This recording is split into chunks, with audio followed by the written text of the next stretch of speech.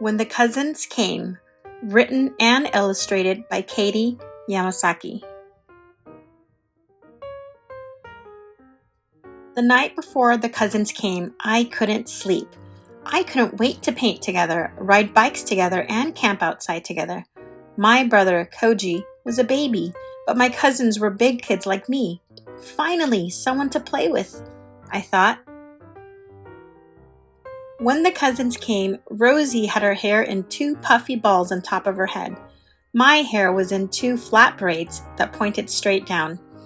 Takio's hair was like a little shark fin. 4 boys in my class have mohawks, said Takio. Oh, I said. Nobody in my class had a mohawk. Rosie and Takio helped me make my hair look like a little shark fin too. When the cousins came, I invited them to ride bikes. We brought our own wheels, said Rosie.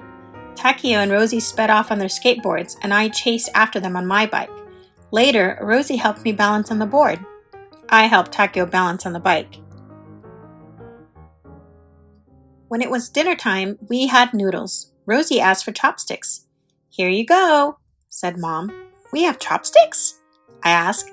Hold them like this, said Takio. I tried and tried.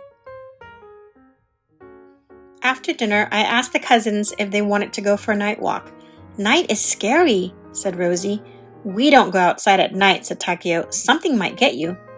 It's okay, I said. I promise.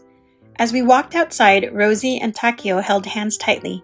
I wish they would hold my hands too. Fireflies glowed brightly, slowly turning their light bulb bodies on and off. What is that? Asked Takio. I caught a firefly and cupped it in my hands. The firefly bumped gently against the walls of my palms. Just look, I whispered to Rosie. The next morning, I took out my paints and paper. Rosie and Takio watched me paint. We paint too, said Rosie. Everything the cousins did was a little bit extra special. For the last night of the cousins' visit, I wanted to do something extra special too. Tonight, we are going to camp outside, I told them. No way, said Takio. Too scary, said Rosie. It will be so fun, I promised. Why don't you camp inside, said Pop. Koji was asleep in his crib, so I went to my tent by myself. I could hear Takio and Rosie whispering and giggling. I could see their flashlight shining through their tent walls. My tent was silent and still.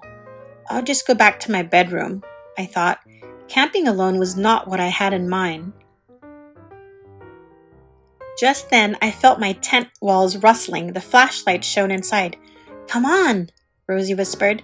Rosie had made a tunnel to connect our tents. I crawled like a silent lion on the prowl, following Rosie's flashlight through the dark tunnel. The cousins had made a sign for me. It said, Firefly Tent, home of our best cousin, Lila. When the cousins left, we all hugged. Once they were gone, I snuck into our tent. There was a note for me on the pillow. Dear Lila, please come visit our apartment. Please bring these things. 1, your bike. 2, fireflies. 3, sheets for the world's biggest tent that we're going to make. Love, your favorite cousins, Rosie and Takio.